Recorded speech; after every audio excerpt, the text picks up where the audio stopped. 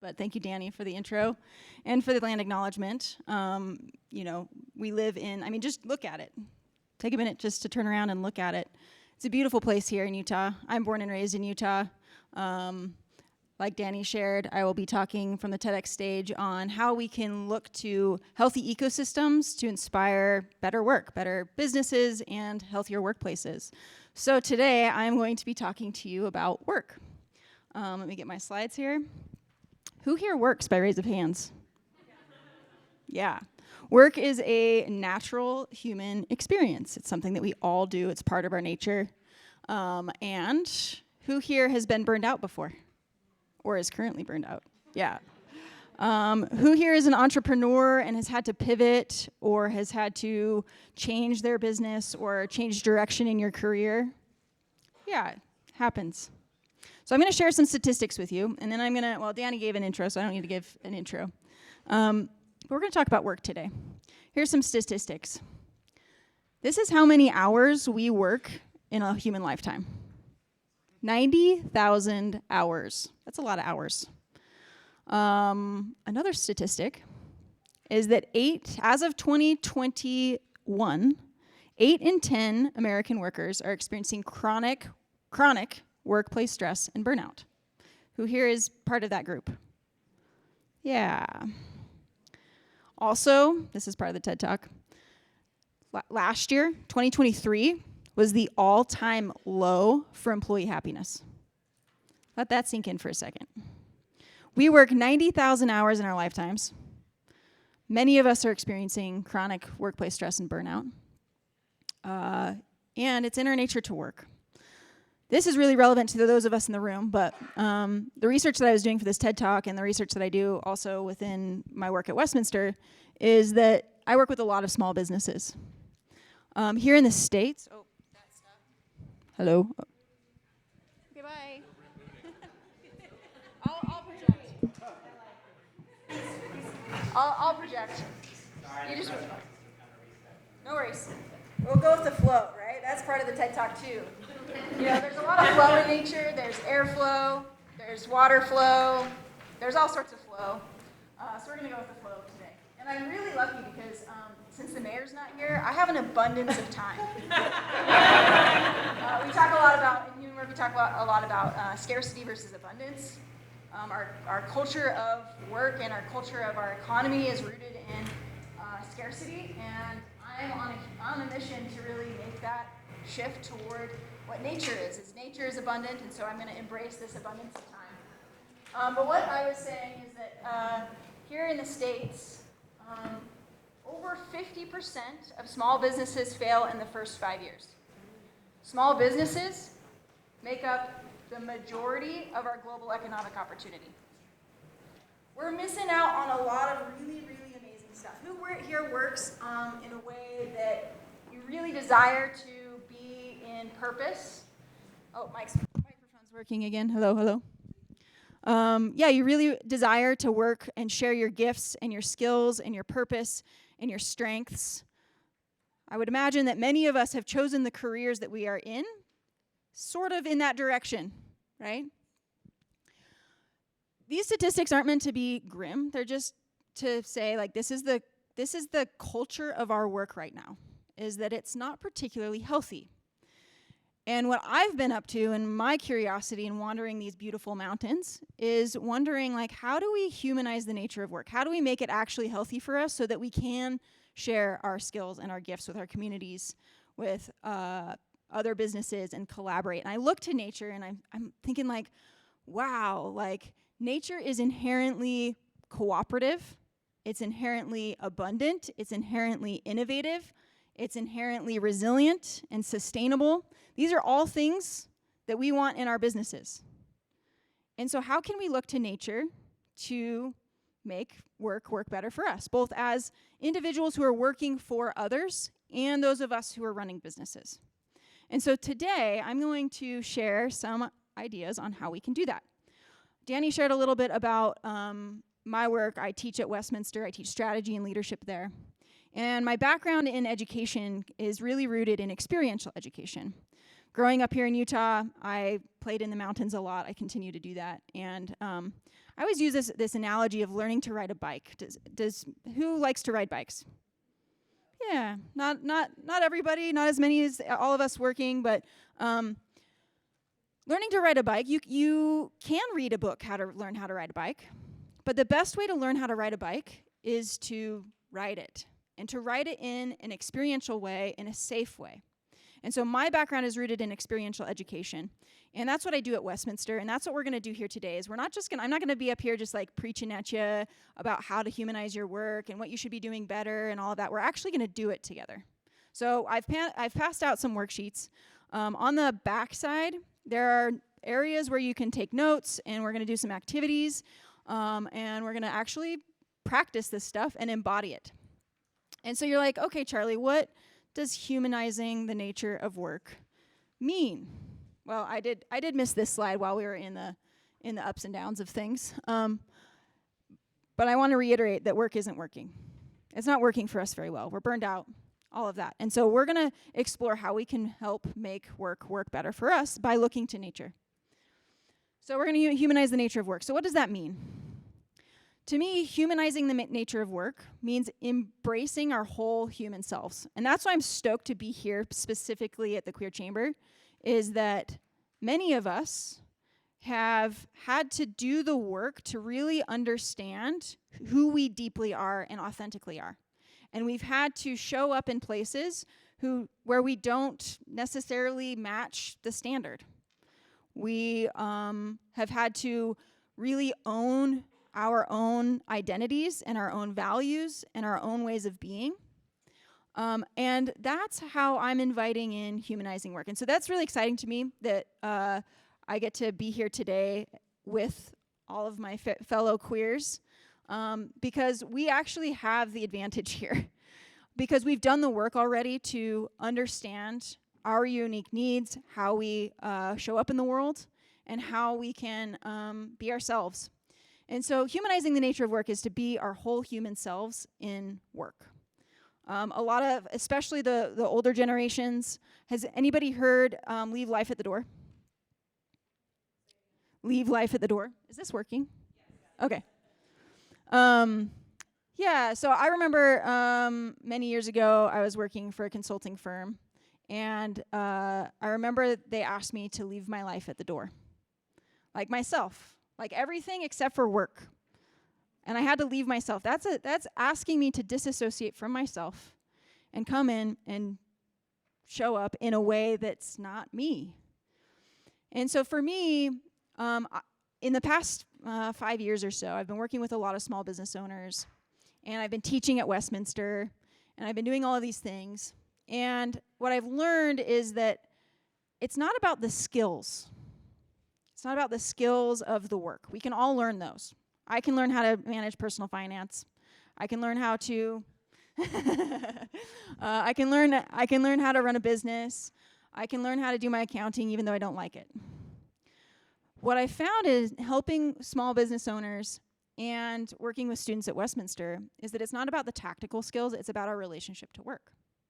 Burnout happens not because we are dealing with skill sets or not being able to do the work or not knowing how. It's about the conditions that we're doing it within. And so I've been exploring and helping these entrepreneurs not just understand the skills of how to run a business, but how they relate to those skills. A lot of times their hesitations and their challenges are imposter syndrome. Is that familiar to anybody? Yeah, imposter syndrome, self-doubt. And what happens is that when we're experiencing those things, it's not just up here, which is where work wants us to be. Our imposter syndrome and overwhelm and these things that actually limit us in our work come from our whole human experience. It comes from our nervous system. It comes from our beliefs, our sense of self, the things that we care about, our values. And so humanizing the nature of work in this work that I've done incorporates 3 different steps. The first step is to align to purpose. It's the why. In business school, there's a really great author and well-known business researcher named Jim Collins. He wrote a book called Good to Great.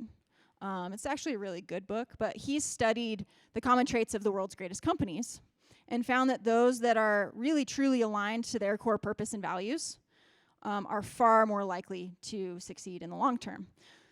Has anybody worked for a company where they just have like their values like on the wall? And they're just like, I call those values TM, like trademark. It's like they don't mean anything, they're just empty. When I've been working with folks and building companies and all of that, same thing happens here, is that if we're not fully aligned and embodied in our own values, then what happens is it just becomes this like distant option. And so aligning to our values and aligning to our purpose means truly understanding what matters most to us and living in integrity to it, right? Living in integrity to ourselves, to what we do. And it's not just, again, not just up here. And so when I've been working with entrepreneurs, I've helped them with their like company missions, right? That's a pretty straightforward process. Many people do that. There's a lot of consultants out there that you can pay a lot of money to help you do that.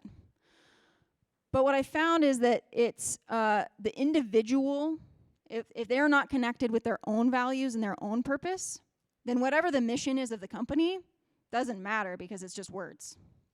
And so we're going to practice this today, aligned to our purpose. We're not going to go through the whole thing because it actually takes many, many sessions.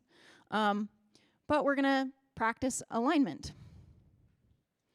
So let's do an activity. I'm going to invite you all to, if it's accessible to you, we're going to stay sitting, but I'm going to have you close your eyes. We're going to go inward. And just take a couple deep breaths if that's accessible to you. Maybe start to feel into the present moment. Maybe start to notice where your body is in this space. Maybe you can feel your feet on the ground. You can feel your butt in the seat, your back on the back of the chair. Maybe as you breathe, notice the breath come in. Notice the breath go out. And just feel into your body. A lot of times we leave our bodies out of work because we're so in our heads. But our bodies want a voice too. This is where anxiety comes in. This is where intuition can happen as well. And so as you breathe, just notice your body. Notice as you breathe in, if there's any tension anywhere in your body, maybe just give it a little bit of attention. Just kind of create maybe 1% or 10% more relaxation in your body. Notice what it feels like to be connected in your body if it's comfortable for you. Now, as you breathe, I want you to also move into your head. What's going on in that noggin? Just notice it. Keeping your eyes closed if you can. Just notice, how busy is your mind right now? What are your thoughts doing? Are they racing? Are they calm? What does your brain want? It's like, hurry up, Charlie. Now notice on your next breath, see if you can notice what's going on in your heart. We're in a room full of, at least for me, this is a place I belong. I don't belong in many places in Utah, but I belong here, and that's something that's really profound for me. And so thank you. And just notice what's going on in that heart. Our hearts almost always want to be a part of work, but actually rarely have permission to be, because we don't want to show our feelings. We've been conditioned not to. Again, this is the conditioning of the system that we're in, not of what we naturally want to be as humans. Many of us actually are really passionate about the work that we do. And so just tune in. What's going on in your heart? What lights you up about your work? Why are you here? Just notice.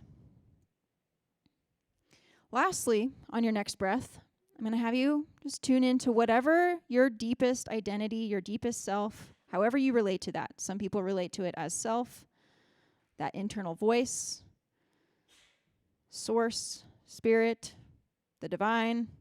There are many ways of relating to this, if it's accessible to you.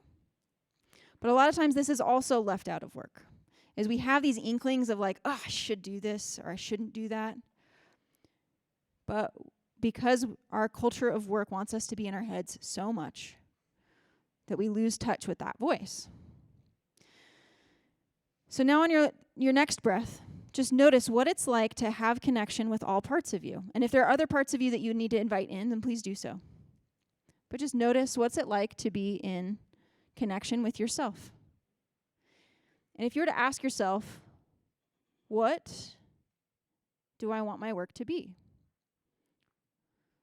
What part of you speaks? Is it your body? Is it your mind? Is it your heart? Is it the deepest part of you? Just notice. And I'll have you take one more deep breath in. Let it out. And go ahead and open your eyes. Now, this is a very, very kind of surface level experience of what alignment might feel like for you. We're all going to have our own experiences because we're all unique individuals. But alignment is having all parts of us in alignment. Maybe that's the external expression of our work that matches the internal experience of our work. That's having our identities also match our work and be held in our work. This process is a process of understanding what alignment is. If we look to nature, alignment is really interesting because actually alignment is never rigid. It's never just like fully structurally rigid. If you look at a river, it ebbs and flows, but it always gets there, always gets to where it needs to go. If you look at a tree, right? One of my favorite things to do in the mountains, actually, I was just doing this in Mill Creek the other day. I stand still and I look up and you watch the trees, right? They're really strong trees, really, really tall trees, and they're rooted really deeply and they're very structurally. Like if you were to, you couldn't push them, right? But if you look up, the tops of the trees are doing this. This is what alignment is in nature. Is that it's sturdy, it's rooted, it's grounded, but it still flexes a little bit. Many of us in the culture of work want us to be so rigid. Has anybody made a business plan before? Yeah, how fun are those? So fun. Yeah, do business plans ever go as planned? Never, ever. I teach business planning. Never once have I seen a business plan go to plan. But that's okay. The point isn't to have a rigid structure. The point is to say, this is about where I'm going. This is a trajectory of where I want to go, and how do I get there, and allow my whole self to go with it, and ebb and flow with the necessary means, right? So this is a really short version of alignment, and we're not going to spend a lot of time on alignment because I want to get into these exercises that I have on this sheet. But alignment is really understanding, how do I align internally with myself? How do I align with my values, with my purpose, with the work that I need to do in the world, and create external steps, a roadmap to get there? And so I'm going to leave you with this in terms of alignment, is if you have a company mission, or if you have company values, or if you have your own personal mission or values, consider, how do those show up in my full human alignment? How does my body relate to those values? Are they in integrity? Do they still matter? Right? Same with the mission. Am I in alignment with this mission? Are we actually using this to get us to where we need to go? Or are we just kind of like having it be words on a wall? Okay, let's move into, I actually put this in, this is the Chamber's mission, to be an invaluable resource for all LGBTQ+ and allied businesses to foster the success of our members. So let's do a quick, just like little exercise. If you were Liz and the board, how would you do this? Just think about it. If you were stewarding this mission, how would you create action that aligns to this mission? As a member who is here, how would you want to receive that? So just think about it. But we're going to move on. Okay. The next element of humanizing the nature of work is to support our unique nature. I have here an image of a tree ring. And I love tree rings because they also are very similar to our thumbprints. We all have really unique thumbprints. They're actually completely unique. We don't share them with everyone or anyone. We're actually like really purely unique individuals. Same with tree rings. The cool thing about taking a lens of unique individuals, right? Like the culture of work wants to put us in these cubicles where we all do the same thing. We all do the exact same thing. But as unique individuals, we're going to do things differently, right? I actually managed a coffee shop back in the day when I was in college. But if I were Emily running Sugar House Coffee, I would do it very differently just because we're different individuals, right? Emily runs Sugar House Coffee in the way that Emily runs Sugar House Coffee, and that's why it works. It's not because Emily is using a predetermined formula for how to run a coffee shop. There's wisdom out there and all of that. But the point here is to say our culture of work doesn't support our uniqueness. It wants to normalize instead of embrace who we are as individuals. As we go into our work, as we are both individuals and leaders and managers and all of that, my invitation is to how can we support our unique natures as individuals? Now, the trick here is if you don't know what your unique nature is or what you need, how can you ask for it? How can you ask for feedback in the way that you need it if you don't know how you need it? And so the invitation here is, as individuals, how can we get to know our own unique strengths, needs, skills, values, all of that, so that we can show up in our work in a way that supports our unique nature as the unique human that we are. So we're actually gonna embody this. We're gonna practice this. So I have this worksheet here, and these are exercises that are in a program that we do called Groundwork. Eliza recently went through Groundwork and was fabulous in it. And Groundwork I developed as an incubator program for small businesses for my MBA level or my MBA thesis, and it became this program for understanding our relationship to work. And it goes through these 4 things: understanding our strengths, understanding our needs, understanding our boundaries, and they're also for our permissions. Boundaries and permissions are 2 sides of the same coin. And then also our rhythms, our cycles, our structures of what we need in our work. So let's play this game here. So anybody who wants to participate, grab a pen or a pencil or some sort of writing stick. And we're going to play a game, and I'm going to time you. I love play. Play is one of our values. Play well, work too. And I'm going to get my timer up. And if anybody's done this exercise, don't give it away.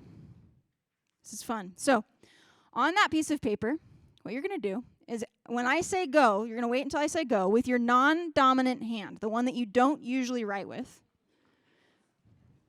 You're going to write this statement.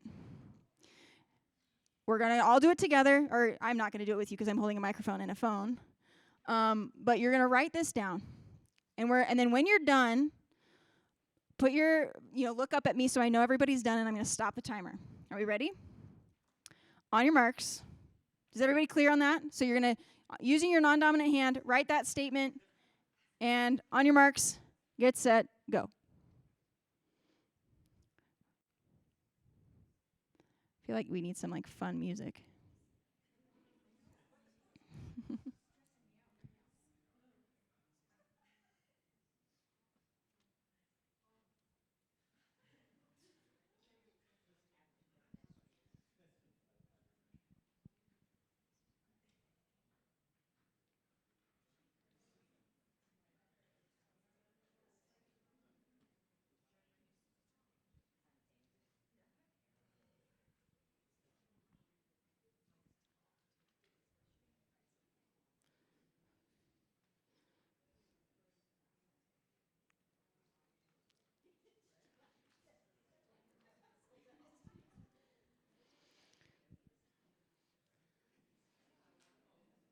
All right, we got a couple people getting done. Keep on going. Look for those heads, those eyeballs to know everybody's done. Yeah, this is fun. When I do this, it looks like when I was a first grader. Yeah, what worse? Yeah, exactly. All right, I think we've got a couple more pens going. I think most people are, I think we're about done. So that was 1 minute and 35 seconds. Okay? So we're going to do it again. Now you're going to do it with your dominant hand. So that was 135. I'm going to remember that. Are you ready? On your marks, get set, go.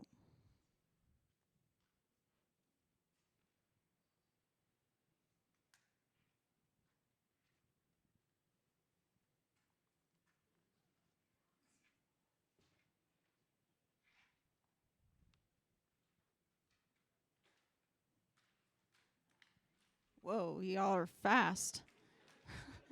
Hearing those pens slam down. Done, hands up, yep, good. All right, we're at 32 seconds. So we had 1 minute and 35 or 32 seconds. The whole point of this is to say, in our culture of work right now, we generally are so focused on our challenges and improving our challenges. What can I get better at? What can I get better at? I need to improve this skill. But we already have innate skills that we're really good at, right? We had to learn how to write with our dominant hand, of course, right? But we've also spent our lifetimes developing certain skills that are actually working in our favor. The point of this exercise is to embody the fact that we can spend our lives writing with our non-dominant hand, or we can just make life easy and write with our dominant hand. Has anybody done the Gallup Clifton Strengths Finder? That's pretty common. So they did a study of 25 million surveys and found that those that were people who were working in alignment to their natural strengths, as in doing work that was with their dominant hand instead of their non-dominant hand and focusing on their challenges, they were 14% more productive, 23% more profitable, and 71% more likely to stay where they're at in their work because they're actually enjoying it. It's so much easier to write with our dominant hand. It's so much easier to work in alignment to our strengths. And so the invitation here is to get really curious. How can I embody and embrace and incorporate aligning and supporting my unique strengths that are natural to me instead of trying to think about how do I constantly improve on something that I'm not good at? So, how does that, when you wrote with your non-dominant hand, how does it look? Is it pretty? No, it's not. My dominant hand isn't pretty either. That's why I use a computer. But the point is that, this is one way of supporting your unique nature. Understanding what you're good at and doing that sort of work. It's going to get you a lot further, a lot faster. Awesome. So let's go to the next one. This is my favorite one. Here's a scale. Is anybody in the mental health industry? Anybody work in mental health? So this is called the window of resilience. A lot of folks may have heard about this, or the window of regulation, or the window of self. This is a common tool used in the world of therapy and nervous system regulation. But I learned it from an organization called the Trauma of Money. Last year I got certified as a Trauma of Money practitioner. It was one of the best things I've ever done for myself. I was doing it for my clients, but it worked out for me. But what this is it's a scale of where we are in our regulation.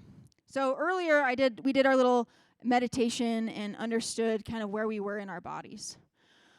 Many times in work, what happens is we go into a meeting and we're doing our annual performance review and our palms are sweating and we're nervous, and then what happens is our boss is saying stuff to us and nothing's happening. It's going in one ear, out the other, because we're just so nervous about, am I going to get this promotion, or am I going to get fired, or how horrible am I? And what happens is that's our nervous system taking over. And so this is a scale of what the vagus nerve does, and this is a normal experience in work or in life. Our nervous systems have evolved to go through all of these numbers. So I have the thing in 4, 5, 6, the box around 4, 5, 6. This isn't to say that's the ideal. We all want to, at least I'm a Leo, and so I like to be in those boxes because I like the gold star. But our nervous system is actually really good at doing this. This is what resiliency is, right? If we think about those trees and going back and forth. But what this is a scale of what our nervous system does. On 0, that's shutdown. That's freeze. Has anybody heard of fight, flight, freeze? There's another one called fawn. So 0 is shutdown. It's like freeze mode, is like in one ear, out the other. 10 is overwhelm. It's panic. It's like overactivation, hyper arousal. Our system goes through this scale on a daily basis. The trick is to know where we're at before we go into making important decisions. Who here has gone to the store, like grocery store, when you're hungry or hangry? How often do you make a good life choice? You don't, right? When I do that, my grocery bill is probably double what it needs to be, if not more, and I get all of the things that I shouldn't be eating. So that's our nervous system being out of scale, right? And the same thing happens in work. And so if we're making strategic decisions in our business, if we're making money choices, if we're making personnel relational choices, it's going to be important to recognize the influence of our nervous system. Many of us have been conditioned to be in hyper arousal, say that 10 times, or hypoarousal. And what happens is we make choices that aren't actually supportive of what we're trying to get at, right? We're making choices as if we were going to the store hangry. And so let's just take a moment to notice where we're at right now, right? So again, 0 is complete shutdown, like I can't even understand what Charlie's saying.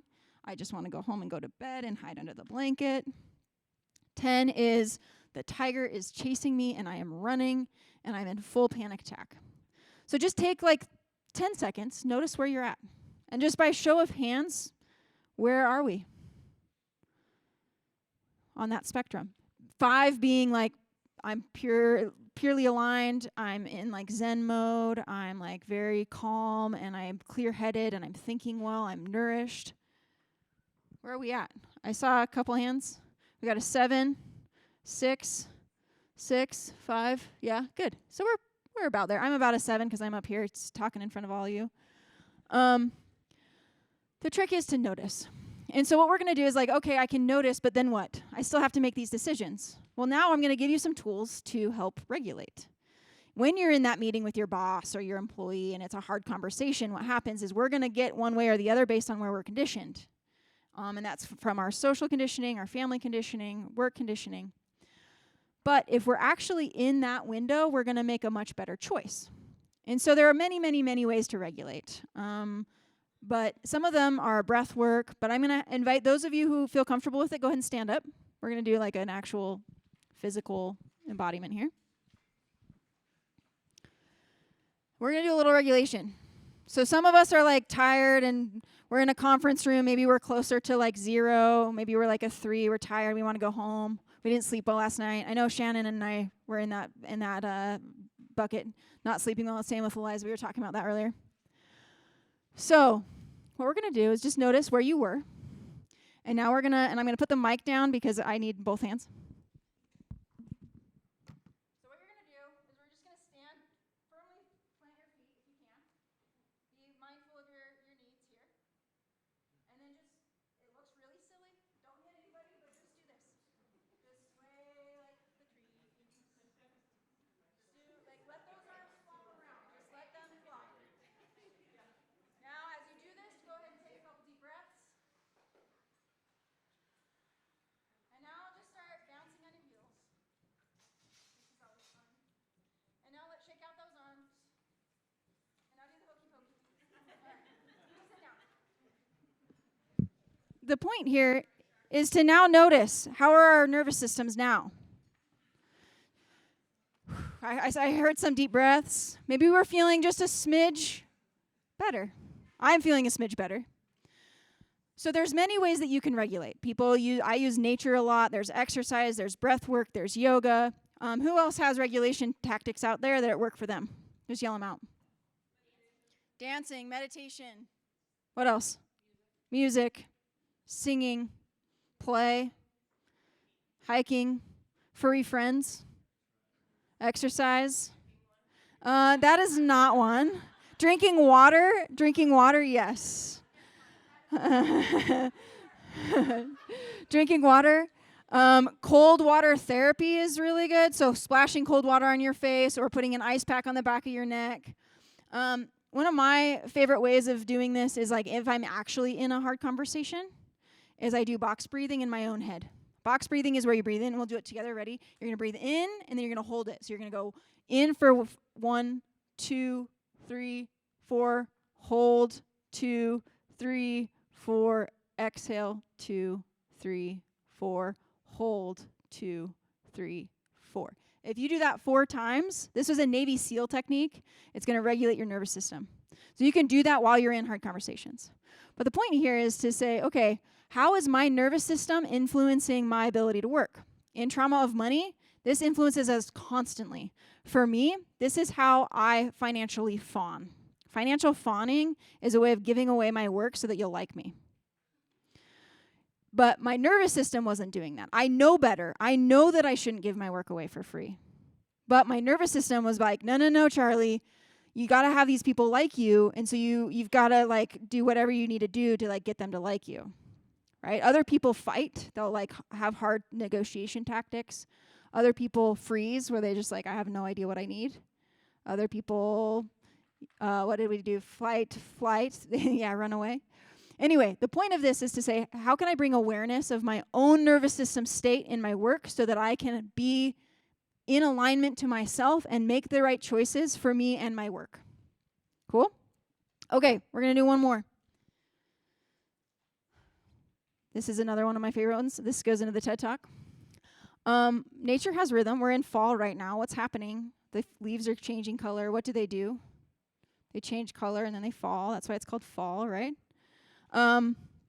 Yeah, nature goes through regular cycles. We've got the sun and moon cycle, right? The turning of the earth. We've got the seasonal cycles. We've got our own biological cycles. Who here has tried to do that dopamine hacking? Like, yeah, right? We know that we have these like hormones in our brains that are doing things, and we can optimize for them if we're aware of that. I don't recommend necessarily dopamine hacking, but I do recommend understanding what our natural cycles are.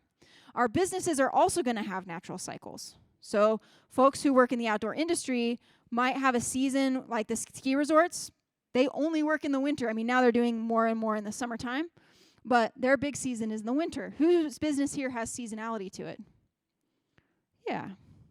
And if we can actually design our businesses and our choices around that seasonality, it's going to work in our favor. Same goes for us as humans. We have our own natural seasonality. Many of us work jobs that require 8 hours. The 8-hour workday was designed by Henry Ford, and it matched the optimal cycle for male bodies. That's why, as he studied and saw that the folks that were working more than 8 hours got burned out a lot quicker, but they were only looking at male-bodied individuals, right, or male hormones. And so the point of this is to get to know our own cycles and optimize for it. We don't always have the ability to bring that into our work. But again, if we don't know, we can't ask. If we don't know how we work best, we can't make those requests. What we're trying to get at here is that your relationship to work is just that, a relationship. And so how can you, just like you would with a partner or a friend, how can you be mindful of the relational needs?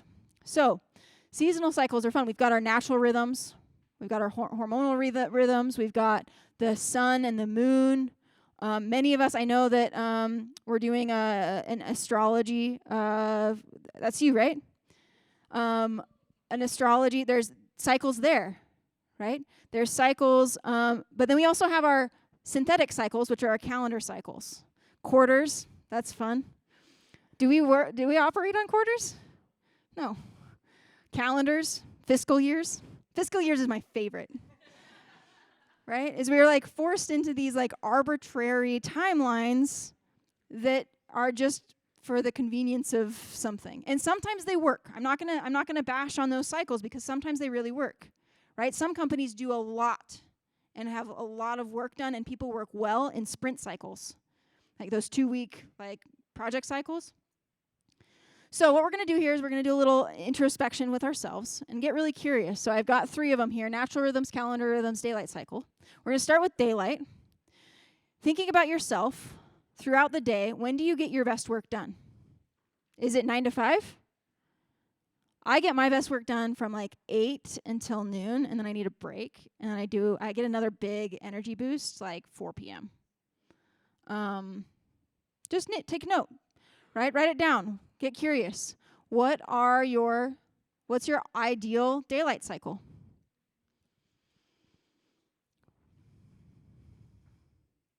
Everybody in this room is going to be slightly different. And the point is to say, what do I need so I can invite it in my work and work easier? Again, we might not be able to have that ability to bring it into our work, but if we don't know, we can't ask, and if we don't ask, then we never tried. I have a friend who's a software engineer, and his work schedule, like he works best from like midnight to 4 a.m. I'm like, that's not me. I'm a sun baby. Now get curious about your own calendar rhythms. How do you identify and relate to your calendar rhythms? Do you like the sprint cycle? Does it work for you? Does the fiscal year work for you? Does the quarter work for you? And if it doesn't, if you're your own business owner or you have some level of ability to ask for what you need in your work, how can you let it go? And drop those leaves, compost that.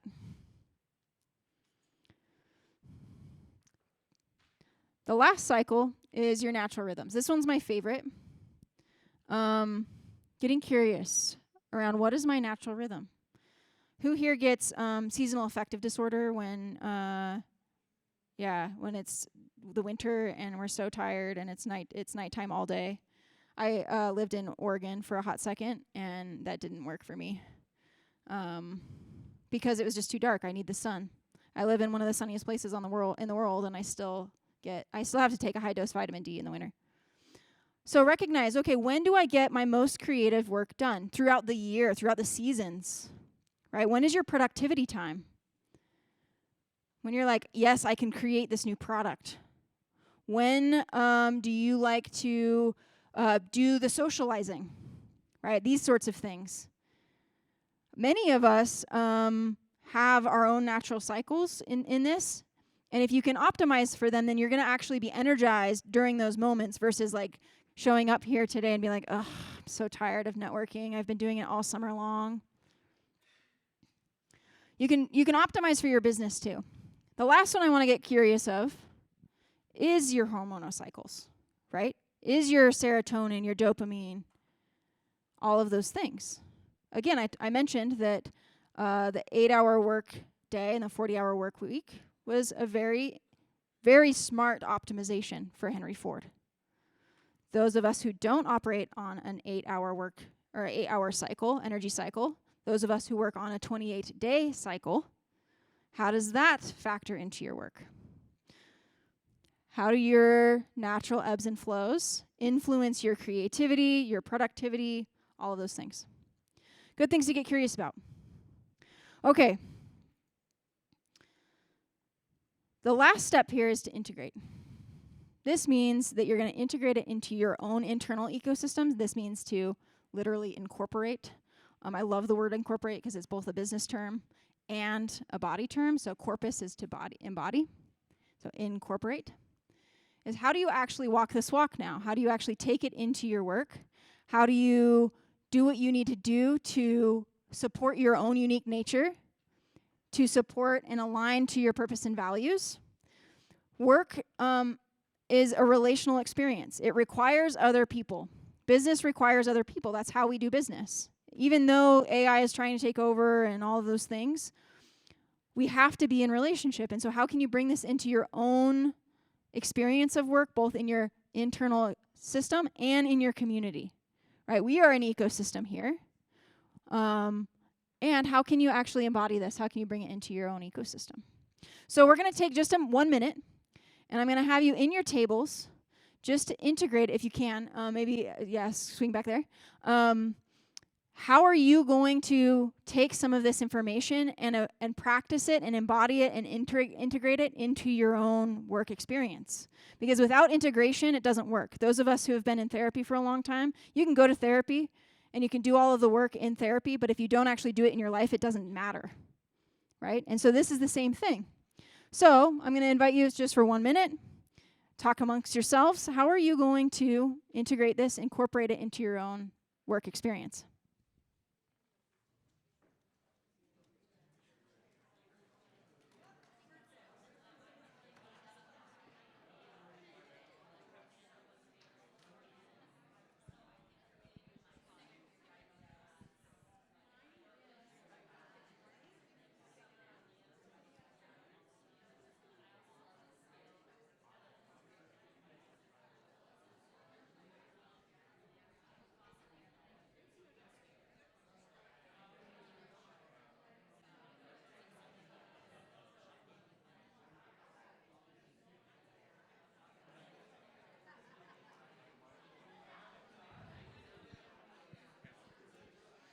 All right, 10 more seconds. We're going to do 10 more seconds.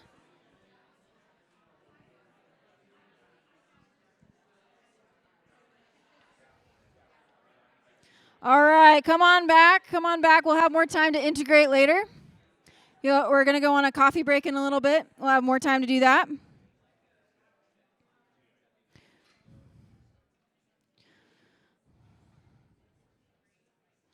All right, there are a couple ways that we recommend incorporating and integrating into your ecosystem. Embody and evolve. Allow your system to evolve. Take it into your work and actually live it. Actually do it. Walk the walk.